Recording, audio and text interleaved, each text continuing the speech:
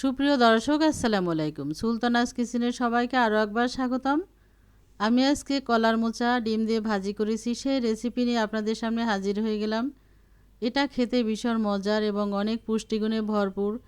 যারা কলার মোচা বেছে নেওয়ার ভয়ে খান না, আজকের রেসিপি তাদের জন্য। খুব সহজে এটা বেছে নিয়ে আমি আপনাদের সাথে শেয়ার করব, আর কিভাবে রান্না করা যায় সহজে সেটাও আপনাদের কাছে শেয়ার করব। আশা রাখি রেসিপি আপনাদের সবার কাছে ভীষণ ভালো লাগবে। যাদের কাছে ভালো লাগবে একটা লাইক দিয়ে দিবেন, সবার সাথে শেয়ার করে দিবেন, পাশে থাকা বেল বাটনটি ক্লিক করে দিবেন। অনেকে আমার চ্যানেলটি সাবস্ক্রাইব করে দিয়েছেন, তাদেরকে অসংখ্য ধন্যবাদ। আর যারা এখন আমার চ্যানেলটি সাবস্ক্রাইব করে দেননি তাদের কাছে অনুরোধ থাকবে আমার চ্যানেলটি সাবস্ক্রাইব করে দিয়ে আমাকে সাপোর্ট করার জন্য।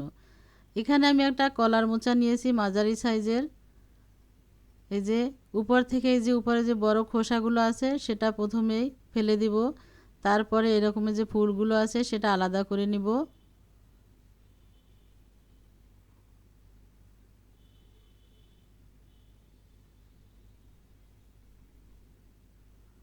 আর এই কলার মোচা কাটার আগে হাতে একটু সরিষার তেল মাখিয়ে নেবেন, তাহলে হাতে আর কোনো আঠা লাগবে না।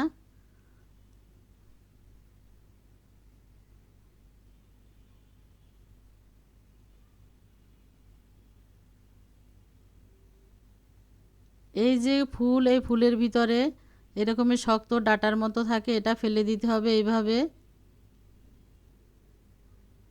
এটা অনেক শক্ত, এটা ফেলে দিতে হয়। এভাবে সমস্ত কলার ফুল থেকে এই যে শক্ত ডাটা এগুলো ফেলে দিব।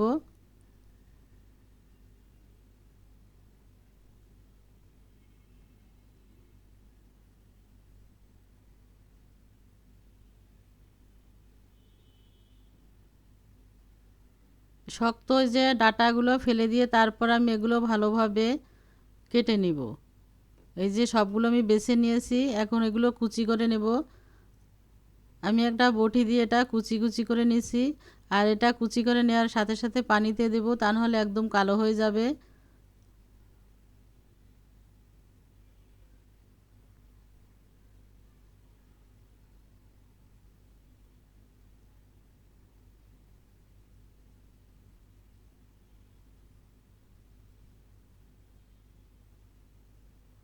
খুব সহজে এটা করে নেওয়া যাচ্ছে। আপনারা কিন্তু যে কোনো ছুরি দিয়েও করে নিতে পারেন, আমি যেহেতু বটি দিয়ে কেটে নিয়েছি এটা। এই অংশটা আর ফেলে দিব না, মানে উপরে যে আবরণ সেটা আর ফেলার প্রয়োজন নেই। এটা পুরোটাই কুচি কুচি করে দেব। এই যে পুরোটা এভাবে কুচি কুচি করে নিয়ে আমি আরও কুচিয়ে দেব এর সাথে।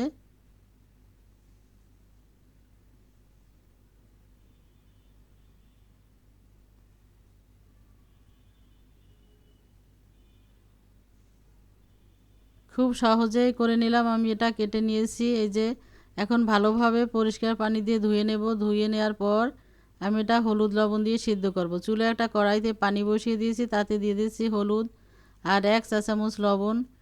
এখন দিয়ে দেব কলার মোচাগুলো, যেগুলো আমি কুচি করে নিয়েছি সেগুলো দিয়ে দেব।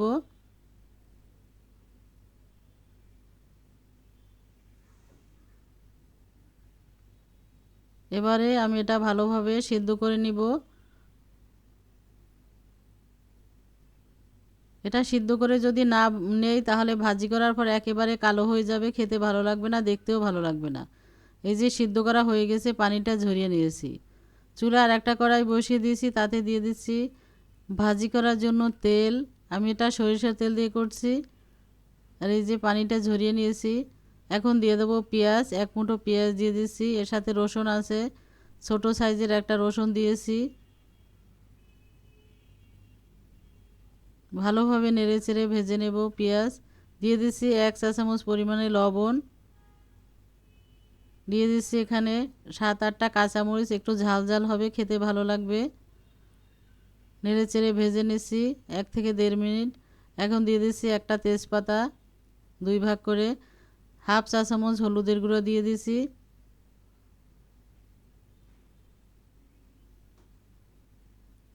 অল্প পানি দিয়ে ভালোভাবে নেড়ে নিচ্ছি, তা নাহলে এই যে হলুদ এটা পুড়ে যাবে, মশলাটা পুড়ে যাবে। 1 চা চামচ ধনিয়ার গুঁড়ো দিয়েছি। 1/2 চা চামচ দিয়েছি জিরার গুঁড়া। এবার ভালোভাবে এই পেঁয়াজ এবং মরিচের সাথে এটা একটু কষিয়ে নেব।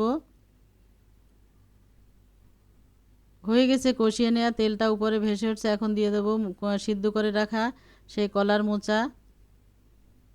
সিদ্ধ করে নিয়েছিলাম, পানি ঝরিয়ে নিয়েছি, সেই মোচাটা দিয়ে দিচ্ছি। দিয়ে ভালোভাবে নেড়ে চেড়ে ভাজি করব।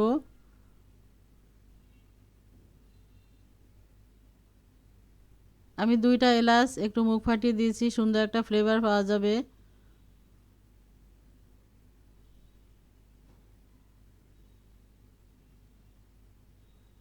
অনেকটা কমে আসছে। আমি এখন একটা ডিম দিয়ে দিচ্ছি। আমি এখানে একটা ডিম ব্যবহার করেছি, আপনারা চাইলে আরও দিতে পারেন।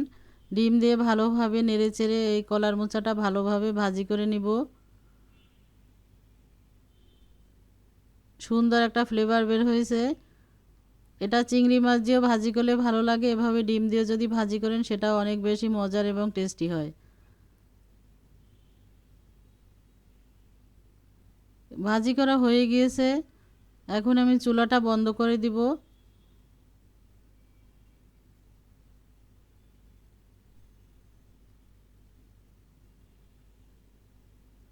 চুলাটা বন্ধ করে দিয়েছি আমি, একটা পাত্রে নামিয়ে নেব। এরই সাথে তৈরি হয়ে গেল আমার মজাদার কলার মোচা ডিম দিয়ে ভাজি। এটা অনেক বেশি মজার এবং পুষ্টিগুণে ভরপুর, আর সুন্দর একটা ফ্লেভার বের হয়েছে। যারা কখনো এভাবে ভাজি করেনি, একবার হলে এভাবে ভাজি করে খেয়ে দেখবেন, এটা অনেক বেশি টেস্টি হয়। ভালো থাকবেন, সুস্থ থাকবেন। ইনশাল্লাহ কথা হবে আবার অন্য কোনো রেসিপি নিয়ে। আজ তাহলে এ পর্যন্তই। আল্লাহ হাফেজ।